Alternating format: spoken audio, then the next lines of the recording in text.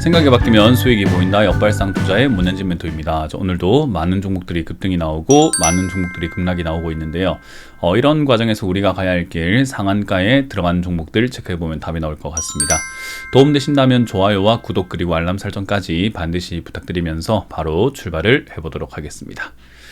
자, 그리고 이번 주 토요일과 일요일은요, 제가 오프라인 강연으로 포항과 원주를 갑니다. 포항 베니키아 호텔 2층 회의실에서 여러분들 만날 준비가 되어 있으니까요, 많은 분들 와주셨으면 좋겠어요. 지난번에는 포항 갔을 때 날씨가 좀 굳어가지고 많은 분들이 오시지 않으셨던 것 같은데, 이번에는 자리를 좀 채워주신다면 제가 오프라인에서 들으실 수 있는 재미있는 이야기들 듣고 가도록 하겠습니다.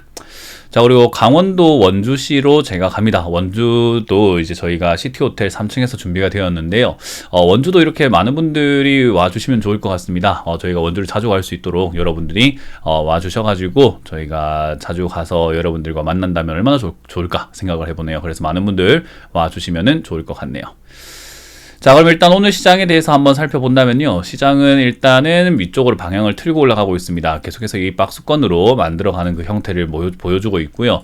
박스권에서 지금은 저점을 살짝 높여진 상태에서 위로 틀어냈는데, 여기서 이제는 위쪽인 2520포인트를 뚫거나 또는 2480포인트를 무너지거나, 이제 둘 중에 하나의 방향성을 보고 우리가 그 다음 방향을 예측해 볼 수 있겠죠. 일단 2550포인트부터 2480포인트까지 40포인트 간의 움직임이 굉장히 중요하기 때문에 요 안에서 움직일 때는 크게 뭐 악재라던가 크게 호재라던가 이런 것들이 없는 상태다라고 생각하시면 되고요. 지금 미국의 CPI 지수가 발표가 됐는데요, 4.9%로 생각보다는 많이 떨어졌다 이거예요. 그래서 연준이 희망하고 있는 물가 상승률 목표 2%까지는 아직까지 갈 길이 조금 멀긴 하나, 그래도 8%대에 가까운 CPI가 지금 이렇게 반토막이 나는 정도 수준까지도 쭉쭉 떨어져 주고 있다라는 점에서 금리 인상을 할 필요가 있느냐라는 그런 이야기들과 시각들이 나오고 있는 것 같아요.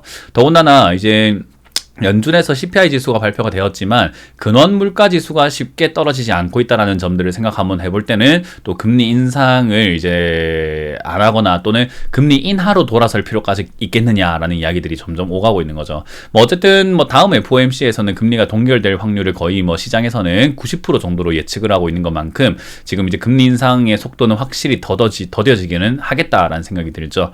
자, 어찌됐든 이제 그런 기대감들이 만들어지면서 증시는 약간 위쪽으로 가려고 하는 그런 뉘앙스가 보여진다 보시면 되고요. 이건 지금 이제 우리나라 지수에서만 그런 게 아니라 해외에서도 나스닥 지수가 이렇게 위쪽으로 뽕 하고 올라온 거 보여지시죠. 그러니까 지금까지는 요 위쪽이 12,300포인트 이 자리를 뚫지 못하고 있다가 어제는 12,300포인트를 뚫으면서 위쪽으로 또 상승해 나갑니다. 근데 반대로 다우존스는 좀 흐지부지한 게 보여지죠. 그래서 코스피는 약간 흐지부지할 수밖에 없고 코스닥은 이렇게 약간 강할 수밖에 없는 그런 모습이에요.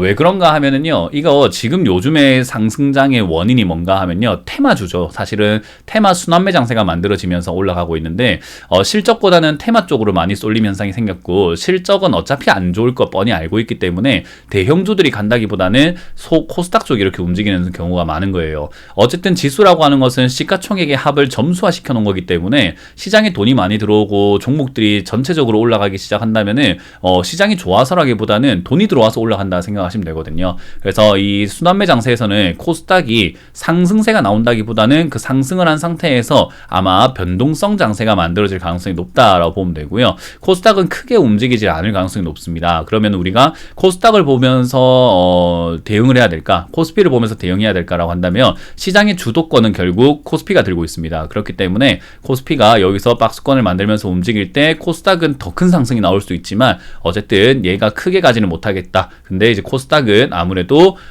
시가총액 자체가 좀 작은 기업들이 막 급등 나오고 이러면 시가총액이 커지면서 중소형주들의 상승세가 좀 두드러질 수 있어요. 그래서 그런 것들을 감안한다면 얘들은 거품이 좀 만들어질 수는 있다. 그래서 전고점까지도 올라가는 그런 기염을 토할 수 있는데 그거는 시장이 좋아서라기보다는 돈이 많이 들어와서라고 생각하시면 좋을 것 같습니다.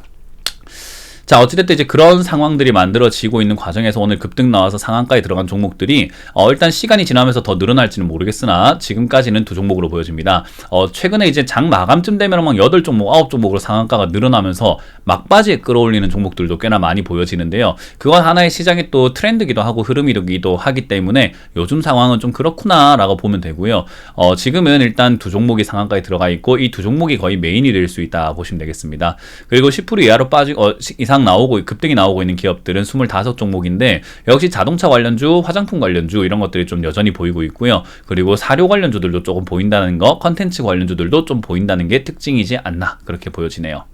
자, 그리고 CBI부터 해서 10% 이하로 빠지고 있는 기업들도 꽤나 많은데 역시나 단기 급등했던 동전주들도 많이 빠지고 있죠. 그래서 동전주들을 투자하는 것은 항상 조심하실 필요가 있다고 보시면 되겠고, 오늘 상한가에 들어가 있는 종목이 일단 대성미생물부터 본다면요, 대성미생물은 사실상 이렇게 급등이 나올 만한 종목은 아니에요. 얘 같은 경우도 사실 품절주거든요. 380만 주밖에 주식이 발행이 안 되어 있습니다. 그래서 주식수가 상당히 부족한 종목이라고 보시면 되는데, 얘가 급등이 나온 건 오늘 아무래도 사료 관련주라던가 구제역 관련주들이 좀 급등 나오고 있는데, 지금 구제역이 발생이 되었다라고 하죠. 그래서 구제역 관련주들이 막 올라오긴 하나, 보통적으로 전통적으로는 체시스가 이제 구제역 관련주로 급등이 나오긴 하거든요. 근데 이제 아프리카 돼지열병이라던가 구제역 관련주로 이렇게 올라오는데, 이 회사의 계열사가 네일바이오텍이라는 회사가 있는데요. 그 회사가 동물의약품을 만들어요. 그래서 이제 그쪽으로 엮여 있고, 이 종목이 올라오기에는 지금 조금 무거운 시장이다 보니까 구제역 테마로는 이런 품절주, 주식수가 얼마 없는 종목들에 돈이 몰리면서 이렇게 급등이 만들어진 것 같습니다.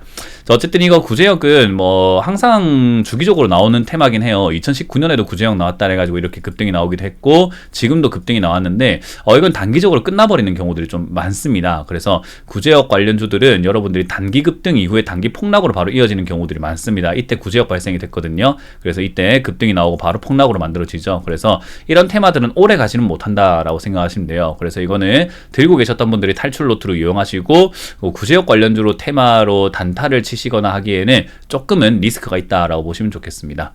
자, 그리고 크리스탈 신소재인데요. 제가 어제 말씀드린 것처럼 이렇게 정고점을 뚫는 상승, 상한가 이런 것들이 나오게 되면은 추가 상승이 이렇게 한번 나올 수 있다라고 말씀을 드렸죠. 그래서 요거는 상승이 나오면서 위쪽으로 한 번 더 올라왔는데요. 3,000원에서 3,500원까지는 갈 수 있을 것 같은데, 이제 이게 더 연장해서 갈지는 봐야 될 것 같아요. 일단 제 예상보다는 좀 더 강하게 움직이고 있다라고 보여지고요. 그렇다고 해서 이렇게 올라올 만한 이유가 충만한가라고 하면은 역시나 애매모호하다. 이것도 이제 중국 관련 테마로도 엮이기도 하고, 그래핀 완성차, 자동차 부품으로도 엮이기도 하는데요. 일단은 딱히 올라갈 만한 이유가 뚜렷해 보이지는 않는다. 그렇기 때문에 단기 급락이 갑자기 나올 수 있으니까 조심하시는 게 좋다고 보시면 되겠습니다. 자, 그리고 오늘 조금 눈에 띄는 건 평화산업인 것 같습니다. 평화산업도 자동차, 수소차, 연료 전지 가스켓을 만드는 회사라고 보시면 되는데, 이런 기업들도 이제 올라오고 있다는 것 자체가 역시 2차 전지 테마가 조금 힘이 빠짐으로 인해서 자동차 부품 테마로 눈이 돌아가고 있는 거죠. 그래서 여러분들 아직까지 자동차 부품 테마 제가 늦지 않았다고 제가 계속 말씀드리고 있죠. 그래서 그 점 참고하셔가지고 여러분들도 지금 테마 장세에서 너무 소외는 당하지 않도록, 그렇다고 해서 너무 추격 매수를 하거나 따라다닐 필요까지는 없어요. 우리 어릴 때 막 그 소독차 따라다니는 것처럼 따라다닐 필요는 없는데, 어쨌든 올라오지 않은 종목을 먼저 선취해 놓는 것은 나쁜 전략은 아니거든요. 그래서 이제 그렇게 해서 대응 전략을 짜셔가지고 매매하시는 것이 옳다고 보시면 되겠습니다.